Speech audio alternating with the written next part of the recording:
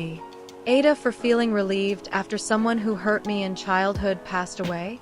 I am dealing with a complicated mix of emotions right now. Someone I knew closely during my childhood has recently passed away, and I find myself struggling to feel sadness about it.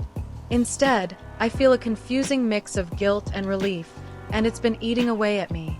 When I was very young, this person, who was a few years older than me, repeatedly hurt me in ways that no child should ever experience. It happened often and in secret, leaving me feeling scared, trapped, and powerless. I tried to resist, to cry for help, but I was too young to understand how to make it stop. As I grew older, I was diagnosed with PTSD, depression, and OCD, conditions that were made worse by what happened to me as a child. I spent years trying to heal. Then, years later, I saw him again during a family holiday. He acted like nothing had happened, like we were just distant relatives catching up. I wanted to believe he didn't remember, that it had just been a case of kids not understanding boundaries.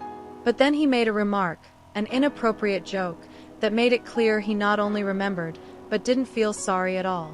A few months later, I was told that he had taken his own life. When I found out, I was shocked. There was sadness, yes, but also a strange sense of relief. Not because I wished this outcome on anyone, but because it meant I wouldn't have to see him again. I wouldn't have to pretend. I wouldn't have to keep quiet. We attended his funeral, and I kept these feelings to myself. Nobody else knew what had happened all those years ago. They still don't. I've carried that alone. Now I just feel torn. I didn't want this for him, but I can't pretend I'm grieving like others are. And I feel like a terrible person for that.